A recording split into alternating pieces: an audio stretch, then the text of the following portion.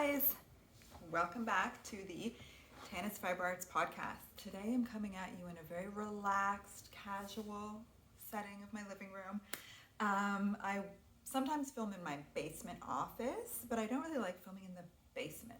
It feels dingy in terms of lighting. I also like to film in front of my yarn wall here, which now you can just see from the side, which I adore. But there's a big window right there, and the light, depending on the time of day, is really difficult. So I was just like, let's just chill out. Let's just enjoy a comfortable chair in a relaxed setting, cozy knits, and just hang out. I'm wearing my Fleetwood pullover today. And today, I don't have a huge plan of what I wanted to talk about. I just felt like talking about knitting because I've been emotionally, spiritually, physically going through a lot with my knitting. It's such a roller coaster. And I just thought, let's talk it out, okay? Before I go too far, I also have to address my swoop. If you follow me on Instagram, I've been posting about it because it's absolutely hysterical to me. My hair, I have curly hair and I also have a cowlick right here.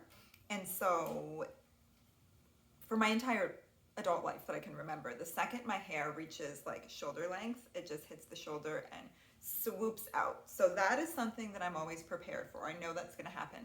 And the last time I got my hair cut, she was like, do you want a few face framing layers? And I was like, yeah, that sounds beautiful. Let's do it. And I forgot that my face framing layers they swoop, particularly this one. This one seems to have swooped in, so that's less chaotic, but this is like day 3 hair. But the swoop like cannot be unswooped, and it really adds something, not something bad, it's fine, I'm fine with it, but it's just so persistent that it's hilarious to me. So there you go. The swoop is there. She cannot be contained. Yes. So my Fleetwood, I love this sweater. I love my Jethro cardigan as well, which is a similar crochet and knit combo, but it's a cardigan. I wear my Jethro more because I just throw it on, a layering piece. Cardigans are so versatile, but there is nothing cozier than like a kind of oversized sweater, and this definitely fits the bill for me, and I wear this one a lot, and I just absolutely adore it. And I'm quite proud of this design because it was a bit, I feel like I really solved the puzzle, which I will say, I think that some people go into design because they like that. I do not. I'm not like I like puzzles. I do Sudokus, like I like math, and I like math, but I'm not an engineer, and like solving problems in my knitting is a challenge, and it's something that I'm proud when I do it, but like I don't love it. It's not what makes me get up in the morning, I think some designers love that. I've talked with designers who say that, like they get an idea of how you can knit something sideways or upside down, or you're like, how can I reverse engineer this and figure it out? And like, that's what really gets their wheels turning, and that's what they love. And that is not what gets me excited. But having said that, this is a really simple little bit of engineering that I did for this, and because of that, I am extra proud of it. So I just wanted to share that with you. But then also the thing like the journey, the thing that I wanted to just sort of chat about is that I often feel like, why do I even design? And I'm going to tell you what I mean by that. I feel like I'm like, I should just sit back and chat like this. What I mean about that, I actually don't think it's that practical to hold this close. I'm probably too close. I just feel cool. But what I mean about why do I even design is that here's another thing. It's not that there are not enough patterns for me out there. Do you know what I mean? I have also heard people say that they were looking for something that they couldn't find, and so they decided to design it themselves. And people say that about hand-dyed yarn as well. They got into dyeing yarn because they were looking for something that wasn't available, so they decided to make it for themselves. And I can confidently say that for both of those things, that's not the case for me because there is so much gorgeous hand-dyed yarn available. There is so many beautiful knitting patterns available that I'm never short of patterns that I want to make, right? Like my queue is never less than 100 deep, if I'm being honest. And so it's not like for a lack of patterns. And then so sometimes I feel like, well, why am I even designing this thing? Is it because I feel that the world needs it? Is it because I really have this brilliant idea that I need to execute? And sometimes that makes me feel doubtful, you know, about why I'm doing what I'm doing, or that's, you know, sort of the process of a creative person is you like, what, you know, why am I doing this? And what am I contributing? And I don't have a super clear answer other than I do it because I love it, I guess. I don't love the problem solving, as I just said, but I love, like when I put this on today and I made this and I designed this, I was like, oh, that's why I do this, okay? And I don't know how else to explain it because, so this is what I'm currently working on. I'll show you my first finished prototype, a vest.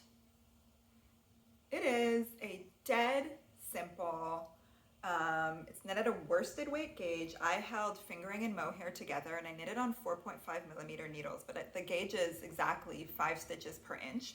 So I will be knitting another sample in a single strand of worsted weight. And I can talk a bit more about the fabric in a second. But the thing is, like, I could probably find a pattern that would hit this mark for me, you know, online somewhere. For sure, this pattern kind of already exists, like a basic vest. And so then I'm going through my mind, like, do I need to design this? And I landed on yes for 2 reasons. One, because not everything has to be super original, right? Like how many raglan top-down basic worsted weight pullovers are out there? A million. And I think that that's fine. You know, you find a designer that you like, whose style you like, you find the fit that you like, you find the gauge that you like. And I think it's fine if everybody has their own version of the same thing. So that's kind of what I keep reminding myself. And like, I have a bunch of basic patterns, but if you, and I want to add to that, you know, this pattern, I'm sizing it. It's already back from the tech editor. It's well on its way. And, I'm between 2 names, but I think I know what I'm going to call it. But I'm not going to spill the beans unless I change my mind. So yeah, it's going to be size baby to big, and I will be knitting a couple little ones for my nieces and nephews. Nephew, I only have one nephew. For the little kids in my family, because my brother's kids wear all of my kids' hand-me-downs, and I love it. It is so sweet. I love seeing them. But it's sometimes nice to make them something new, right? And I really hope to have this pattern ready this month, because you can knit it for a kid one in worsted weight yarn in like a couple of days, and it'll be plenty of time for gift knitting. So I will be whipping this out. I'm working hard on it. So this is mine. I knit mine in the suede colorway, and as I said, the same color in both fingering, pure wash fingering, and mohair. And now typically I would knit that combination. In the past, like my Rocket Tea DK uses the same combination of yarns, but I knitted on a 4 millimeter needle and got a gauge of 22 stitches in 4 inches, so 5.5, 5.5 stitches per inch, and that's a DK weight gauge. I knit this on a larger needle and got a larger gauge and just a slightly looser fabric. So there's always versatility in that, you know what I mean? And I'm knitting another one. So this one I knit in suede and suede, the same color in both. And then as I was knitting it, I wanted something really classic, super basic. It was inspired by a vest that I saw on the Cézanne Instagram. Cézanne is like a French clothing company that does a lot of really beautiful knits, and the way that they had it styled, and I was like, wow, I could really wear that a lot. And theirs, this is like a kind of interesting thing. Theirs was almost $200. I think it was $185 maybe for the vest. and I knit mine even with the two different types of yarn. I did use 2 skeins of each. I used so little of the second combo, so I would totally have enough to like knit a hat also, so a hat and a vest, and if that would coordinate, because you always want to match your hat to your vest, for this size, which is the 38-inch vest, for the price of for less than the price of one vest, which is only relevant because so often we talk about how expensive knitting is, and it is. I mean, of course, it can be as expensive as you want it to be, or as you can afford for it to be, but the vest, because there's no sleeves, it takes a lot less yarn, and so this would have used 3 skeins of worsted weight yarn, and that's under $100, which is half the price of the bot vest, and you get to make it your size. Anyways, it's just relevant only because so often people are like, now not everybody's shopping at Cézanne. I'm not shopping at Cézanne, but you know, you can buy it so much cheaper at big box stores, but it's not going to be 100% wool, 100%. It's not 100% wool because it has mohair in it, but you know what I mean. I love when you can actually make something cheaper than the thing that you saw. So my tip is look at expensive clothing brands and then make the thing, and you'll feel like you're saving money. That's the hot tip. So now I'm knitting another one, and I'm knitting it for my mom for Christmas, and she does not watch this YouTube channel, Mom. So I have no problem showing you. Hers I'm really excited about because I'm knitting it in 2 colors of yarn, and I'm knitting hers in the next size up, the size 42. And I've knit all the ribbing. Now for hers, I did a single band around the neck rather than a double. Mine, I did a folded under double collar. It's the same style of collar that I have here, where you do the ribbing for twice as long, and then you fold it under and sew it to the inside of the collar. I love that. I can add it to hers if she decides that that's what she would like. I haven't talked to her about this sweater, but I think that she might find it like too much around her neck. So for hers, I just did a single layer. So it uses a little bit less yarn, but I'm still on my first skeins of yarn. So really the yardage, when you're using fingering weight yarn, you have so much yardage in it. So I'm gonna have to break into a second skein of each of these to get the length that I want. I know that for sure, but it's just cruising along and I'm loving it. And so for hers, I used a colorway in fingering weight yarn called Orbit, which is a cool gray speckle, subtle speckle. It's a spicy neutral, and then a more aqua greeny turquoisey color of mohair. And the reason I chose to do this kind of fun thing for hers, it's still, I think, super wearable and not too like screaming in your face rainbow speckles. She's gonna wear this. My mom, some people love that. My mom wouldn't wear that, anything too loud. Is because as I was knitting mine in the suede and suede, I remembered, oh, my preference is actually when you pair 2 slightly different shades of mohair together to create a new color. It adds, like, when the glow of the mohair is a slightly different color from the color of the your main color of the fabric of your merino, it's just magic. It's so beautiful. And so this, like, underneath it, it's like a blue-gray sweater, but then the halo is kind of aqua, and it's like magic. I think it's so beautiful. And so I would recommend, when you're choosing your mohair and fingering for projects, that you choose something like that. You know, it's a safe bet, and it's also beautiful to choose 2 strands of the same color. Like that's fine. This is beautiful and I love it.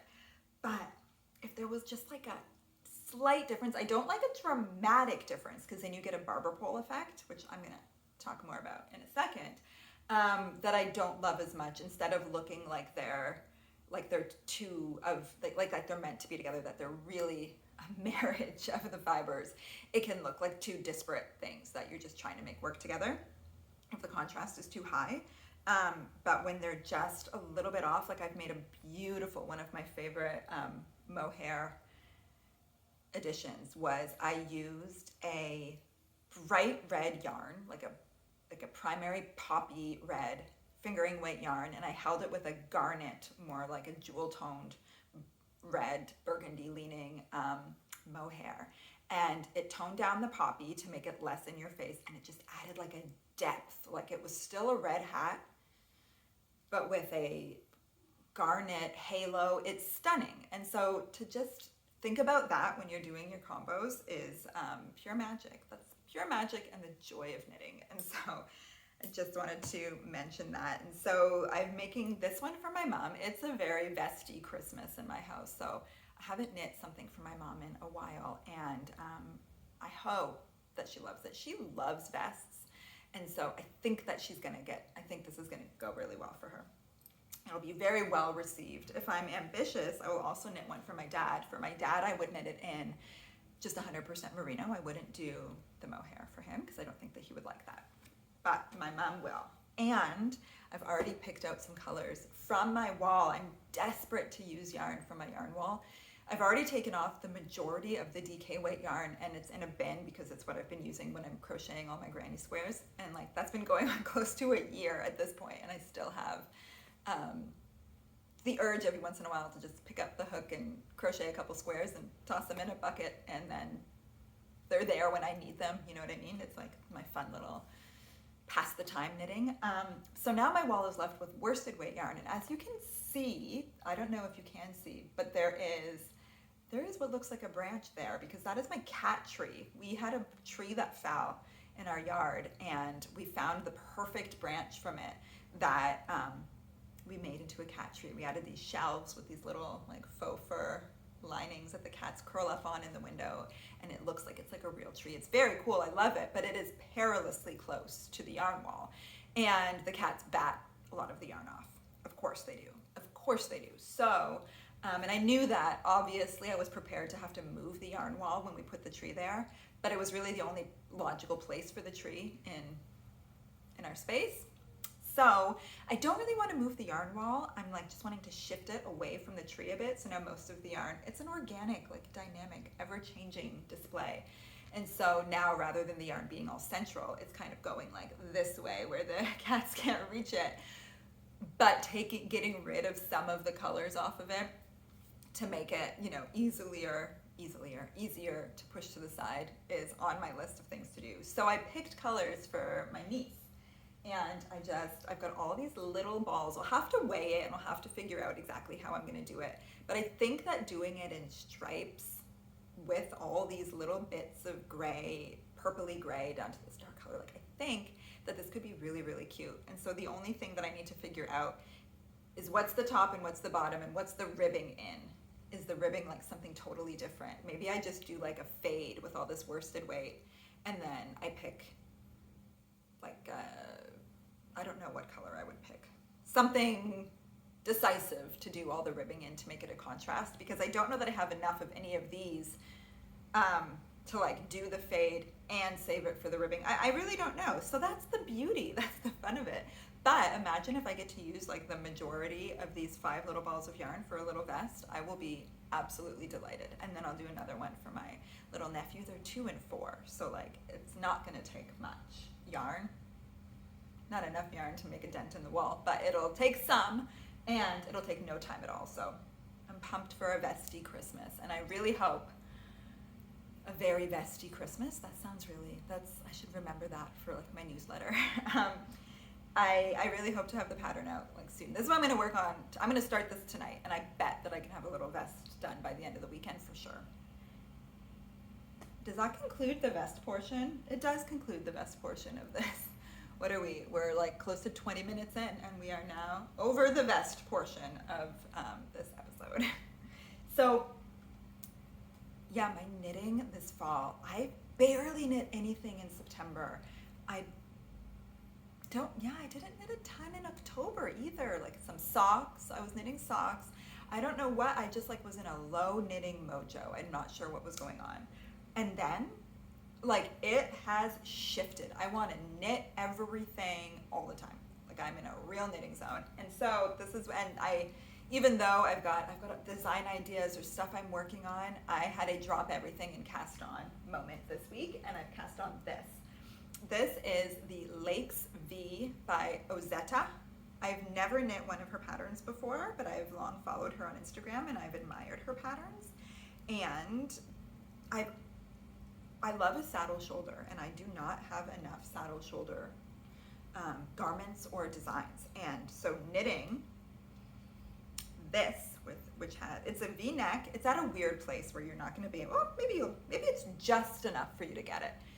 Oh yeah, you get it. I've joined for knitting in the round. The saddle shoulders are up here. I'm not sure how much you're going to get on camera, but there's the saddle. There's stitches aside for the sleeves.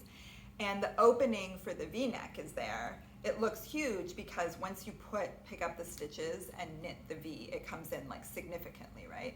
So right now this is a deep V, but it's going to come up to like here after I do all my ribbing.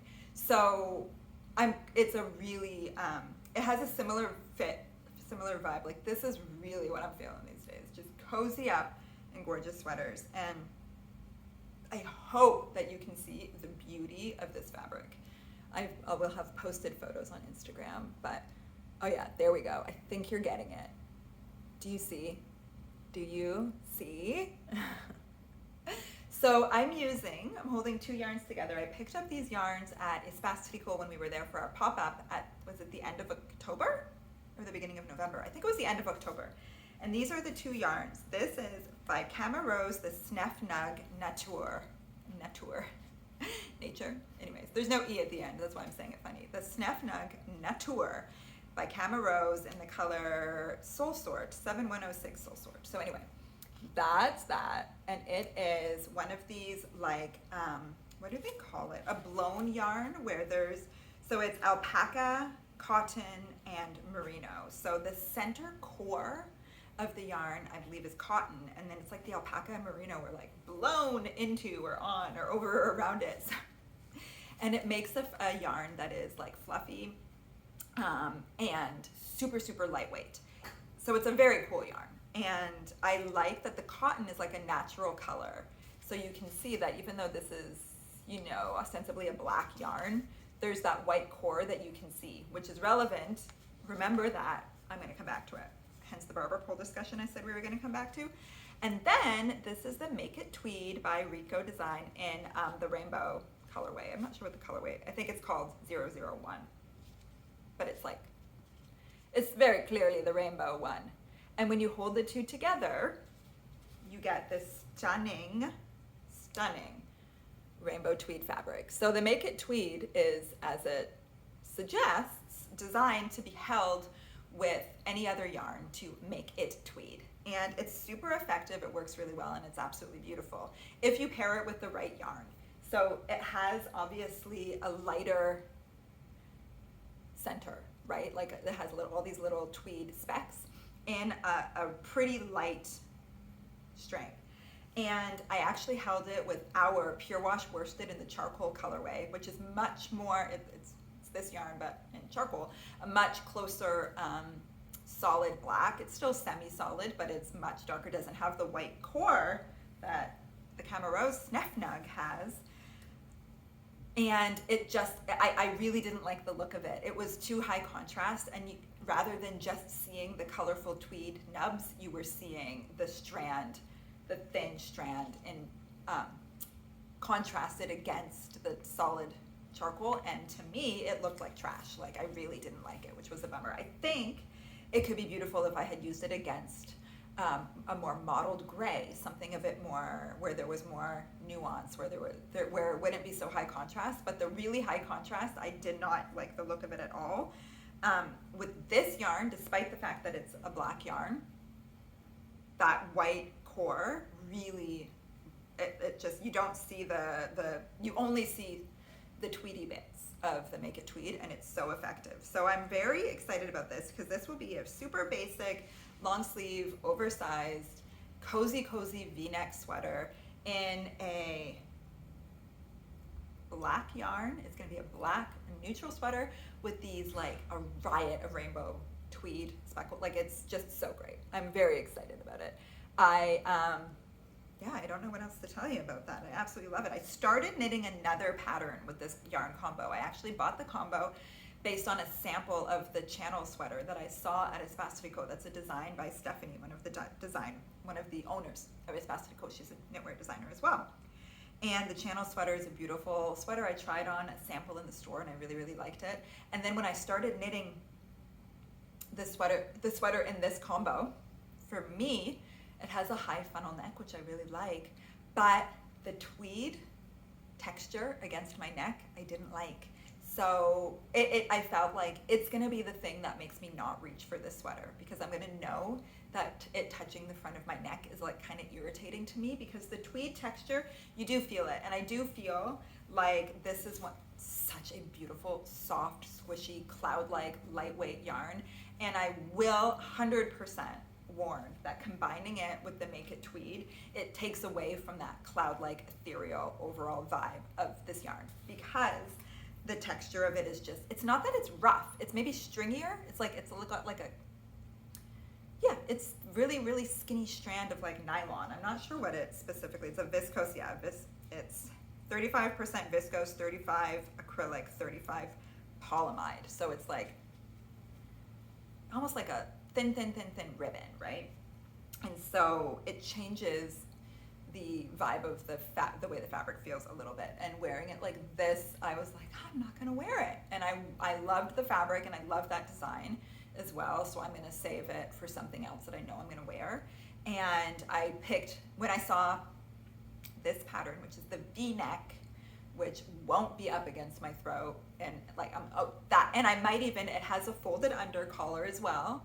I might just hold the tweed on the exterior and then not on the interior, so that if where it does touch my skin, there won't be the tweed, and it doesn't make it unwearable. Like, I consider myself very hardy in terms of my knitwear tolerance. I can wear anything, but it's not a woolly feel, you know. It's maybe that it's like a synthetic feel that I'm just so wool that I can't tolerate it. So I think it's super important to remember that, though. Like, don't knit something that you're not going to reach for. If you know that there's something that's going to prevent you from reaching for that garment in the future, like, I want to open my cupboard and want to wear every single thing in there. So this I know I'm going to wear. So I'm really pumped about it. Yeah, no regrets. No regrets. Very excited. It's such a fun yarn, and it really does change the fabric. It adds so much. Very, very exciting. What next do I have to show you? You know what? So in the spirit of knitting from my wall, I said that most of the DK was off the wall because I've got it in the bin to do my crochet granny squares. That's true. I said most. I didn't say all. The DK that's remaining is mostly variegated or speckled, because I really am preferring the granny squares in solids. I've used some speckles, but it's I find that when I do, I like the squares less. So I've really focused on the solids, which leaves a ton of speckles on my wall. And so I grabbed 4 speckles, and then I knit until they were gone. And look, I got again, I think I mentioned this in my last one. It's basically a Sophie scarf, you know, in terms of that style. It's just a garter stitch. Start at one end. I increased every 4th row on one side, and then decreased every 4th row when I got to about my halfway point, and with a slip stitch edging. And I think that's so cute. I haven't tied in or sewn in the ends, but this is a really great, so this is DK weight, and I find that this makes a really great, really cozy, really warm fabric. So this may be gifted. I think I'm gonna put this in my gift bin, and then when I need a gift in the future, I can pull it out. Because yeah, I think that that's a really fun use of, I had considered doing like a fade and pink, but I thought, no, I just want to use up the yarn. And as it just so happens, I had a large amount of 2 of them, and almost the exact, I must have made a consideration. I know I took notes, because I've done it exactly the exact amount. So obviously I didn't just, I think I cast on with the blue, I knit until I ran out of the blue. And that was like my jumping off point for sort of how much of the rest of the yarns I was going to use. I had almost the exact amount, I believe, of the gray and the red. This is our color Stardust, and this is the color Roulette. And I must have had, yeah, basically the exact amount of these, because I've knit almost the exact amount of rows of both of these 2 colors. And then, yeah, I would have just continued with the gray until I ran out of that. And that determined how big my shawl was going to be.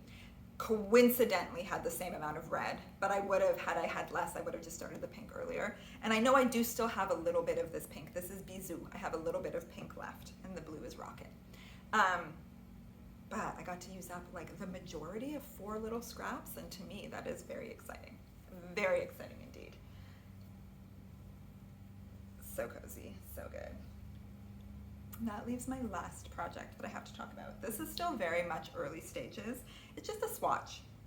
It's a swatch in our Grassland Sport. So our Grassland Sport is our 100% Canadian yarn that we introduced to the shop this year. It's milled, grown, spun, milled by Longway Homestead in Canada. It's a very exciting, I've done a whole video about it where Chris and I chatted about it and the challenges of finding an all Canadian yarn and how exciting this is for us. After being in the biz for going on 18 years, and this is the first time we've been able to get something like this. And I am, well, looking at my swatch, I just steam ironed it because that's one of my favorite things to do. I just hover and iron at on the steam setting to relax all the stitches, and it makes such a big difference. So I want to design a Colorwork sweater with a round yoke and just colorwork down the yoke. I don't think down the arms or body, I think just the yoke. Just 2 colors, really, really simple.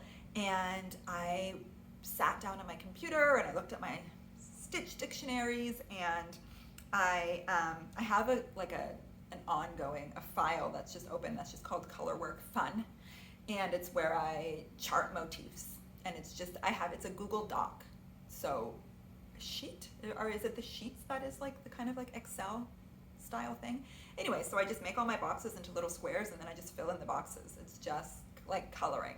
And so I did that with a whole bunch of motifs that I was sort of feeling for this design, and then I started swatching them to see how I felt, what I liked, what I'm going to do. So this is not representative of the yoke. This is just to see which ones I liked. And so I love this rope one. I think it's probably too similar to this one. I was playing with a lot of circles here. I'm into circles, but I found that this one is super dense compared to this one. And so I'm not sure what the balance is going to be there. I didn't swatch a lot of really small motifs because those are kind of easy to just like fit in as you're doing your thing. It's really the main ones that I wanted to figure out. This flower at the top is looking really pretty, but it's also like kind of cute. I'm not sure if I'm going for that cutesy. I think I'm going to be in this botanical realm because it's grasslands. It's grasslands. It makes sense, you know. So I'm just using leftover yarn from a sweater that I already knit in this yarn. The sweater I'm wearing. Oblique? Is it called Oblique? I've completely blanked. I knit it over the summer in the Grasslands yarn, and I wore it in the video where I was talking about Grasslands by Emily Green. It's a designer. And so I'm using just leftover colors. I don't think these will be the colors that I knit mine in, but this is fun. I'm quite excited about this. So I've got a lot going on. I think it's time that I'm going to set aside my Lakes V for the moment, even though it's knitting up really, really fast because the gauge is 17 stitches in 4 inches. So it's like a chunky gauge and it's just flying off the needles. I'm gonna focus on the vest because that's my priority for pre-holiday, to try and get that out before, to give you some time if you want. Just to give you the option. And then once I've got the vests like really under control, under my belt, which I'm pretty close. I've got 2 adult samples almost done, and I will have some kid samples done like that. Then I can switch gears and start moving on this. I think it's fun. I'd love to know what you think, if you have a favorite motif. I'd love to know your thoughts on everything, anything and everything. So please feel free to share in the comments. Tell me what you're knitting, what you're into, and if I'm insane to think that I can release a pattern at the end of November in time for holiday knitting. I don't know. You can knit it anytime you want. I hope the swoop has not been the only thing you've been thinking about this entire video, because it's the only thing that I was thinking about.